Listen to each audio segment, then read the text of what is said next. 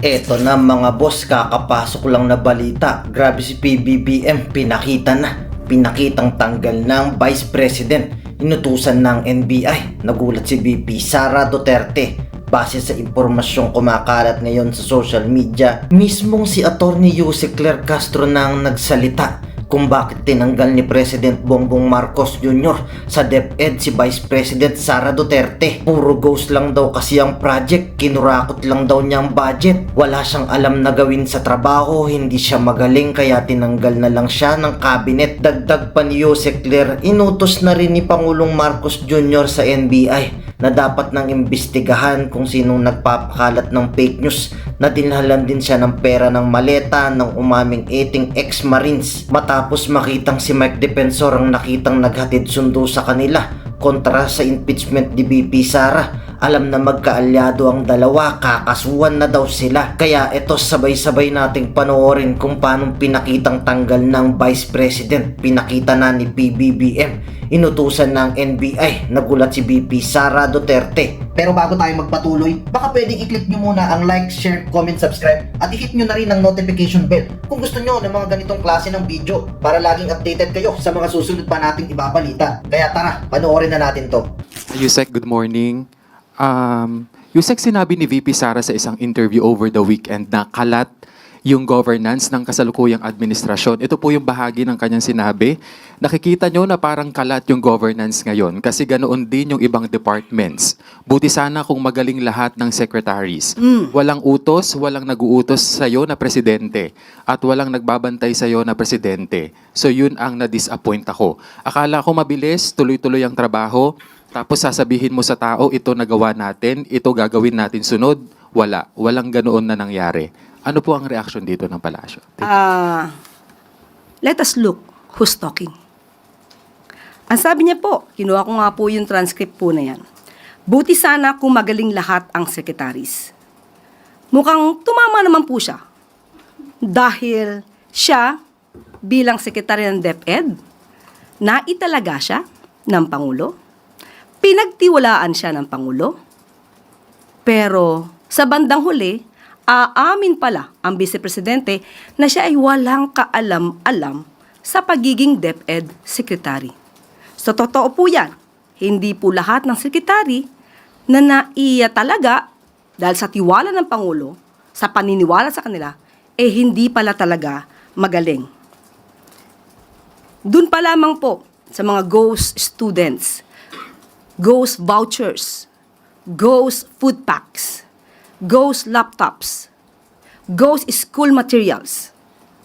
Lahat ng multong ito ng Vice Presidente, nung siya ay DepEd Secretary, huwag niyang ipahid kay Pangulo. At ang mga kalat na ito ay ngayon niwanawalis at nililinis ni Senator or rather Secretary Sani Angara ng DepEd. Next question po, Ann Soberano, Bombo Radio. Yusek, good morning. Yusek, sa darating na March 2 to 4, tatalakayin na ng Justice Panel ang impeachment laban kay VP Sara. Ano pong reaksyon ng Malacanang dito? May posisyon po ba kayo? At handa po ba ang administrasyon sa anumang posibleng epekto? Thank you. Ang impeachment complaint na didinggin ay, ang sangkot naman po dito ay ang Vice Presidente. So kung ano magiging posisyon ng Pangulo at ng administrasyon, dapat lamang pong sundin kung anong proseso. Yun din po, pauulit-ulitin lang po natin, dapat proseso, due process, at kung ano ang inilalahad ng ebidensya. Yun lang po. Hi, Yusek. Yesterday po sa ASEAN Editors and Economic Opinion Leaders Forum, the President mentioned that he is talking to some personalities and he has some people in mind for the 2028 elections and some of these personalities have said no. Do you have information about this po? Hindi pa po tayo nakausap ng Pangulo patungkol dyan. At pagka po nakausap ko na po ang Pangulo patungkol dyan, bibigyan ko po kayo ng detalye. Pero sa ngayon, ang sabi po ng Pangulo talaga, ang tutok po niya ay serbisyo. Pero nadinig niyo rin po kung ano ba ang mga requirements or at least mga kinakailangan para sa isang leader na dapat mamuno bilang Pangulo. Ang sabi niya ay dapat na nakakaintindi ng economics. Ang sabi niya ay dapat naiintindihan ang patungkol sa inflation, pati ang paggawa ng trabaho at ang food supply. At mga tao dapat na leader ay hindi inuuna ang politika kundi kung paano paunlarin ang bansa. So sa mga nangunguna o inuuna ang pamumulitika sa ngayon, mag-isip-isip at baka hindi kayo qualified. So, yun lang po. So, dapat mag-isip-isip sila kung sila ba'y makakatulong sa bayan o makakapagpayaman lamang ng sarili. Good afternoon, Yusek. Good morning. Ma'am, reaction lang po dun sa sinabi nga ni Attorney Levy Baligod kahapon and then yung mga accusations ng 18 ex-Marines na si President Marcos daw po ang mastermind sa pagdadala ng mali-maletang pera sa bahay ni President Marcos and din ni Representative Saldico. Paulit-ulit na kasinungalingan laban sa Pangulo. Lousy script. Hindi pang award-winning. Hindi malinis. Alam mo na may kasinungalingan. So, sino ba ang nasa likod nito? Siguro dapat malaman nyo kung sino ba yung may-ari ng sasakyan na siyang sumundo sa kanila matapos ang press briefing or press con nila. So, paulit-ulit na kasinungalingan. Sino po kaya? Sino sa tingin niyo? Dapat nyo siguro malaman kung sino talaga. Alamin nyo muna. At baka kayo, I believe, hindi kayo magugulat. Same people. Wala bang balak kasuhan ng palasyo ang mga nagpapakalat ng sinasabi niyong fake information o kasinungalingan? Nandyan ang NBI. Nandyan ang PNP. Dapat malaman nila to. Obligasyon nila na kasuhan ang mga nagpapakalat ng fake news. Dapat pa ba silang utusan? Hindi po. Obligasyon ng NBI, PNP, DOJ. Si Mike Defensor po. Ano po ang wala po ba kayong balak kasuhan or siya po ba ang may-ari ng Yan ba ang hula mo? Next question po, mula kay Ivy Reyes, Bilyonaryo. Yusek, good morning. The palace usually releases an official statement when it comes to days of commemoration, but now there's wala pa pong statement on EDSA. Kung meron, maglalabas po ba ng statement ang palasyo? And if not, what makes EDSA commemoration any different? Sa mamaya po siguro, bibigyan ko po kayo ng update patungkol po dyan, pero wala pa po sa atin na ibababang anumang impormasyon patungkol po. But as far as the palace is concerned, what's the significance of EDSA? It's part of the history. Hindi ito mabubura. Hindi mabubura kung anong naganap noon, ang katapangan ng mga Pilipino, ang pagtanggap sa pangyayari. Hindi po yan mabubura sa history. Follow-up question po, Ana Bajo, GMA. Hi, ma'am. Ma'am, you mentioned yesterday that President Marcos will study the bills na dinedeclare yung EDSA as a regular holiday. May we know, ma'am, ano po yung mga factors na he will consider in studying the February 25 holiday bill? Pag nakarating na po siguro sa Pangulo yung bill at aaralin niya, titignan po natin. Hindi, sa ngayon po ay hindi po sinasabi kung naibigay na po ang kopya na to. New version na ito. Thank you, ma'am. Next question po, Luisa Cabato, Inquirer.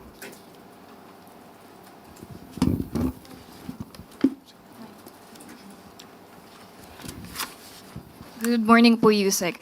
What is the Palace's response to Representative Tino's statement that the Sa Bagong Pilipinas Bawat Bayan Makikinabang event in Malacanang last Monday, where President Marcos released local government support fund, was a venue to distribute pork and influence LGU leaders in the barangay and 2028 elections? Nakakalungkot na may mga tao na puro negatibo ang nasa isip. Kailangan po ng pagtutulungan ng national government at ng mga local government units para mas mabilis na maihatid ang serbisyo sa mga nasasakupan. Paano po ito magagawa? Kailangan ng pagtutulungan, kailangan ng pondo. Hindi naman po ibig sabihin na bibigyan ng pondo ang ang local government units ay ikukonsidera na ito na pork barrel. Kinakailangan po ng taong bayan ang tulong ng national at ng local governments. puro paninira, pang-iintriga. Hindi po yan kailangan ng bayan ngayon. Suhestyon at hindi panunumbat ang sagot para maibsan ang problemang naranasan ng iba nating mga kababayan. Next question po.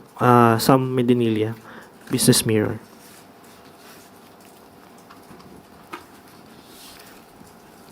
Good morning po. Ma'am, magtatanong lang po ako regarding po kung may instruction si President Marcos sa concerned agencies to address the ongoing port congestion po sa Manila South Harbor and Manila International Container Terminal. Yes, opo, kung ano man po ang nagiging problema dito, port congestion, yan po ay pinapatutukan ng Pangulo. At dahil po dyan, nakausap po mismo natin ang pamunuan ng Bureau of Customs. At ang sabi po nila sa atin ay usually nagkakaroon ng port congestion kapag weekends. Pero pag weekdays ay nagiging maayos naman. Nagiging normal po ang flow. At ang ulat po nila sa atin ngayon, at aking pong babasahin, ang yard utilization levels sa Pilipinas ay nananatiling mababa sa 90% as of February 19 na nireport po ng Bureau of Customs. Sa Port of Manila, nasa 79.80%. Manila International Container Port, nasa 84.45%. Ilang major ports kabilang ang Batangas ay nasa 49.60%, Subic 60%, Cebu 33% at Davao na nasa hanggang 68.34% lang. May kakayahan din pa rin po ang mga port operators na ipagpatuloy ang paglipat at pagproseso ng mga kargamento sa loob ng kanilang lugar.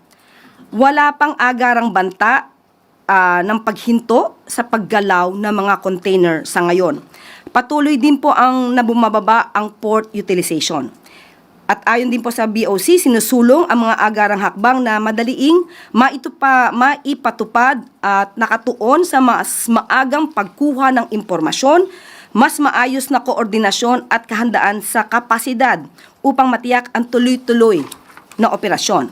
Kabilang sa mga hakbang ng Customs Administrative Order sa accreditation ng container yards.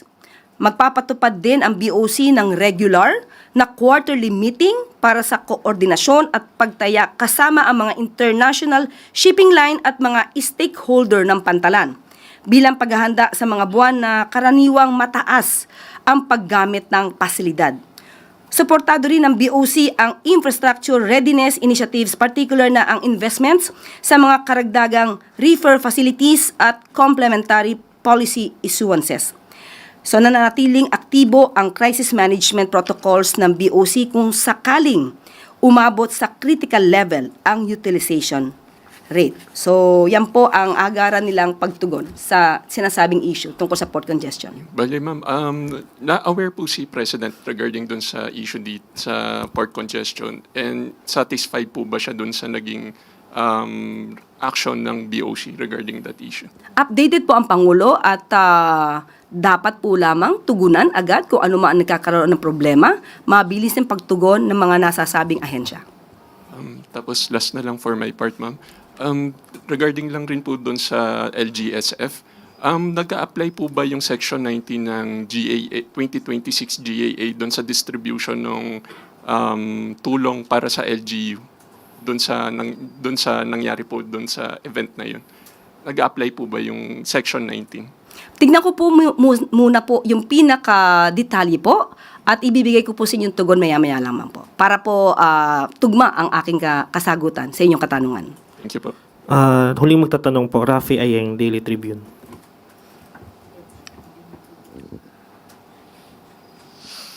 Okay. Another matters naman po, ma'am, nagbaba si US President Donald Trump ng 15% global tariff. Ano po ang balak ng economic team dito to protect our exporters? Oo, isa po yan sa talagang sumambulat na balita sa atin. Kaya po, minabuti ko pong kausapin ang economic team at ito po ang kanilang tugon. We will continue to engage with the US, given that US remains a major trading partner.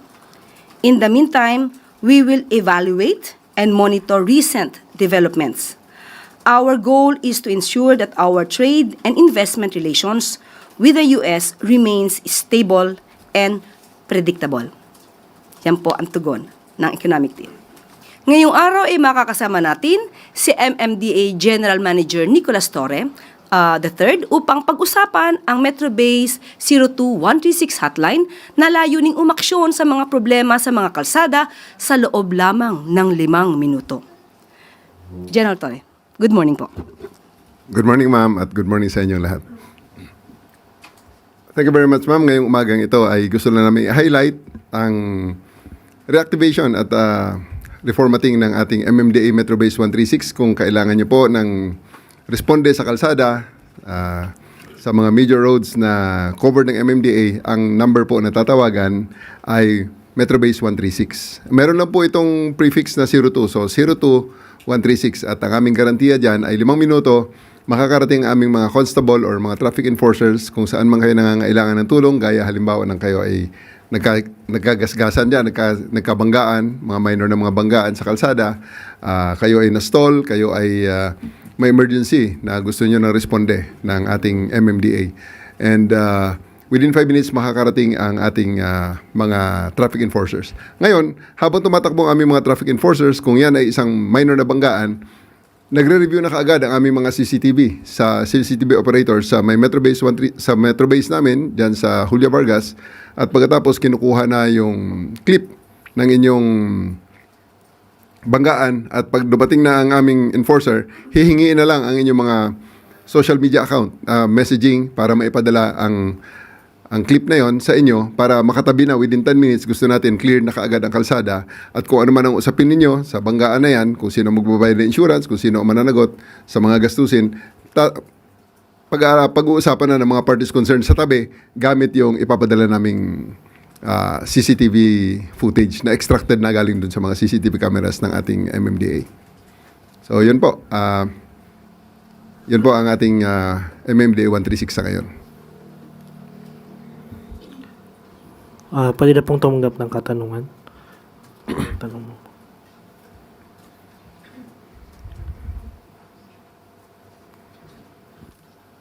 Si Ma'am Tuesday nyo po, DCWB. Good morning, sir. Sir, kailan po effective na yung hotline at nagsisimula na po ba yan? O paano? Yeah, actually ang M136 matagal na yan. Matagal na. As in taon na ang ina-highlight lang namin ngayon dahil mukhang hindi masyadong na-highlight sa ating mga kababayan na merong facility na ganyan na makakatulong sa kanila. So, ngayon, ay ina-announce ulit namin para ma-highlight lang na pag ang emergency ay nasa kalsada, MMDA 136. So, pwede actually yung tawagan 02136, within 5 rings, may sasagot sa inyo na human operator. Next question po, Aileen Taliping, Abante. So nasabi nyo na kung gaano kabilis. So ilan po, marami po bang mga tao na nandun sa Metrobase nyo na sasagot agad kapag mayroong tatawag? Pwede, to see is to believe yan Pwedeng tawagan ng 02136, yan, tayapuri na naman yan. Pwede nyo subukan. Right now, pwede nyo subukan yan. Ang manpower po nyo, kumusta, marami po ba sasagot? We have sufficient right now. Pwede tawagan yan. Okay, thank you, sir. Rafi Ayeng po, Daily Tribune. Hi, good morning, sir. Sir, sa usapin ng traffic, yung Buendia Corner, Taft Avenue, dati umattend sa isang briefing din dito sa Malacanang, yung dating GM.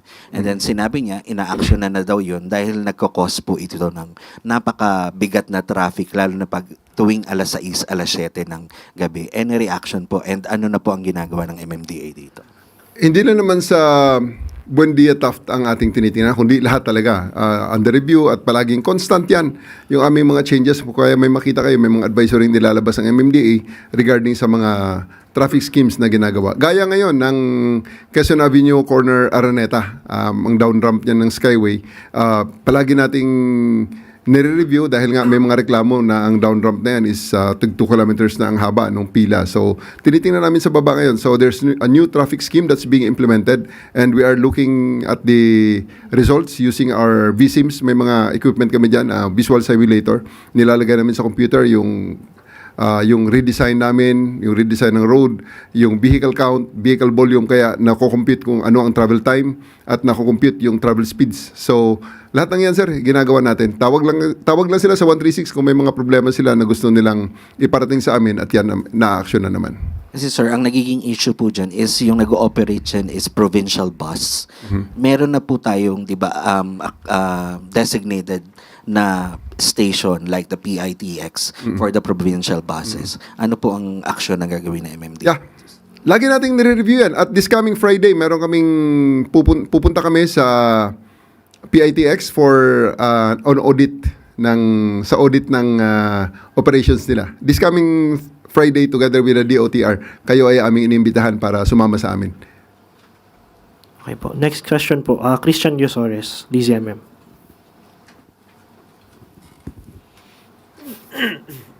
Sir, ano po ang marching orders ng mga tauhan po natin kung gaano kabilis dapat yung response kapag naka-receive po sila ng tawag? Kasi ang common po nangyayari sa kalsada kapag may aksidente, napakatagal po bago may dumarating na magre-respond at nagkakos po ng napakatinding traffic. Yan po, 5 minutes. Darating ang ating enforcer at pagkatapos pag nakarating doon, most probably tapos na ang review ng CCTV, ipapadala na namin sa mga parties concerned pag nakarating ang ating enforcer kasi tatanungin ang kanilang social media account, ang number nila, Viber, Messenger, kung ano man, Signal, kung ano man ang ginagamit nila para maipadala ang video sa kanila.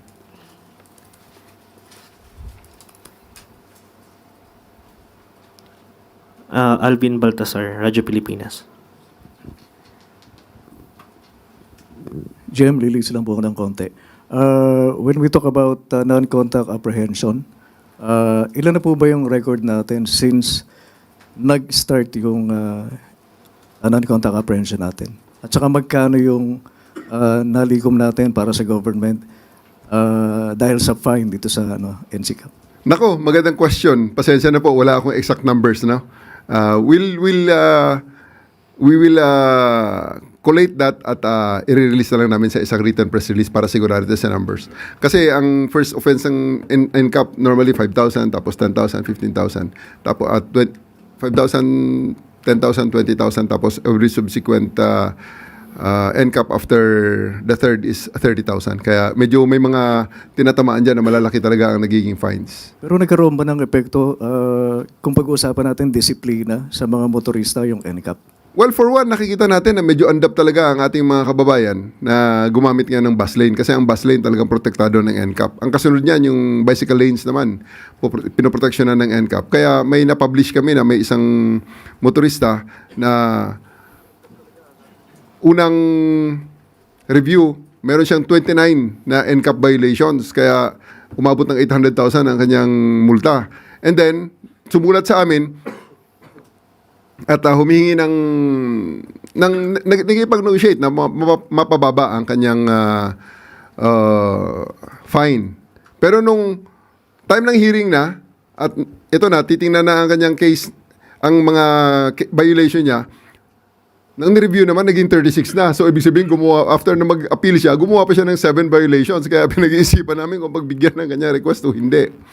Kasi nga, talagang, hindi mo naman pwedeng hindi naman tayo nag-AI ng NCAP violation. Talagang yan ay siguradong nandyan sa ating system, sa ating file, dahil ang mga yan ay mga talagang ang mga CCTV natin naka-con talaga yan, naka-record talaga. So they can review it, they can contest it kung gusto nila, pero the fact remains na andyan sa record natin. EJM, one last lang. Paano kung hindi na-settle yung penalty? They cannot re-register kasi naka-alarma yan together with the LTO. Thank you po, Jim. Next po, Ivan Mayrina, GMA.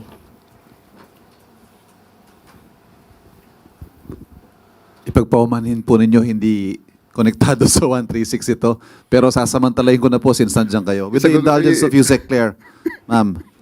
With the indulgence of Yusek. Nabanggit po kasi kayo dun sa isang dokumentong inilabas kahapon ni Attorney Baligod sa isang pulong daw na kasama kayo ni Martin Romualdez at Saldico. Ito po ay para suportahan ng kanilang aligasyon na binabayaran daw yung mga ICC investigators. At your name was mentioned as present dun po sa isang meeting sa isang bahay sa Bel Air. What do you have to say to this, General? Alam mo, nakita ko rin yung affidavit na napakarami ng pangalan na involved, no? Allow me please to reserve my comments regarding that matter kasi hindi nga natin alam kung yan ay kaya nilang isubstantiate at tataasan nila ng kamay para sila ay mag-subscribe dyan. Baka mamaya at the end of the day sasabihin joke only yan eh. Di ba? So it's really non-issue right now for me because hindi naman akong bida dyan. Napakarami ng pangalan dyan. Po, you don't know where this is coming from? Most probably alam ni Attorney Baligod yan kung saan ang gagaling yan pero nasa sa kanya ngayon yan kung ano ang kanyang purpose regarding that matter. Salamat po. Thank you, Yusek Claire. Okay po. Yun na po ang last question. Thank you po. Maraming salamat po sa inyo lahat. Good morning po. Maraming salamat, General Torre. Thank you, ma'am. Thank you po. Ngayon, kayo bilang Pilipino, ano ang masasabi nyo at reaksyon sa balitang ito? Mag-iwan kayo ng komento sa ibaba at atin niyang babasahin isa-isa.